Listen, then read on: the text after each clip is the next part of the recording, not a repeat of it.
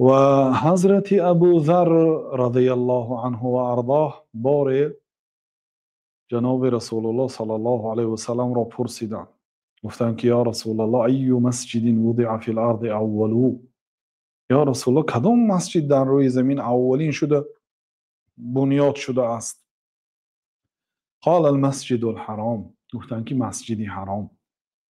مسجد از کلمه سجده گرفته شدگی است. در مسجد عملهای بسیار اجرا می شود. وظیفه مسجد فقط نماز نیست. خیلی که فقط بیایند موی سفیدها نمازشون خوانند، نماز که تمام شد پراکنده شوند. نه، ما در یک صحبت وقتی که پیامبر صلی الله علیه و سلم از مکه به مدینه هجرت کردند، پیش از آن که برای خودشون اول خانه سازند یا جایگیر شوند، اولین عملی که اجرا کردند مسجد ساختند. هم در قبا اول مسجد ساختن، هم وقتی که به مدینه وارد شدن اول مسجد ساختن. در اون صحبت ما فایده های مسجد را بیان کردیم و در شبکه مسئله هست وظیفه های مسجد. مسجد فقط برای نماز یا برای تعلیم شریعت نیست. پیامبر صلی الله علیه و سلم مسجد را در همه وزارت ها استفاده کردند، هم وزارت داخلی، هم وزارت خارجی، هم قاضیات، هم مفتیات، هم وزارت معارف، هم مهمانخانه، قبول مهمانهای و نماینده های و سفیرهای دیگر کشورها، و هم خوابگاه برای شخصان بینوایان و بیخانه ها، و هم یک جای بود که وزارت مالیه و مردم مال به کمبغل ها حاجت آنها از مسجد تامین می شد. و این چونین وزارت دفاع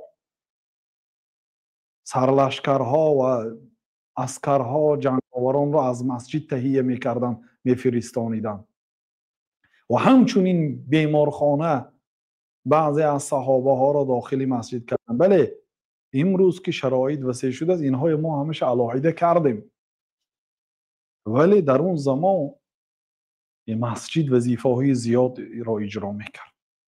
نکاح هم در مسجد میشد، وزارت عدلیه، همون کارها در مسجد میشد.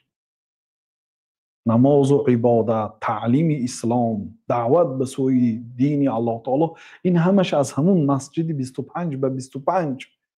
چنان جناب رسول الله صلی الله علیه و سلم مهنت کردند در مدت 10 سال. 10 ساله که به مدینه هجرت کردند و اون صحابگان بزرگوار با اون قلب‌های پاک این شریعت را از پیامبر صلی الله علیه و سلم در مدت 10 سال گرفته به تمام مشرق و مغرب چنان پهن کردند که شما امروز ببینید گردی خانه کعبه را، امروز ببینید ماه رمضان شب 27مش به قول بعضی رسانه ها در تاریخش از روزی که الله تعالی حضرت آدم را آفریده است تا امروز یگان مراتبه مسجد حرام این گونه سیر آدم نشده بود.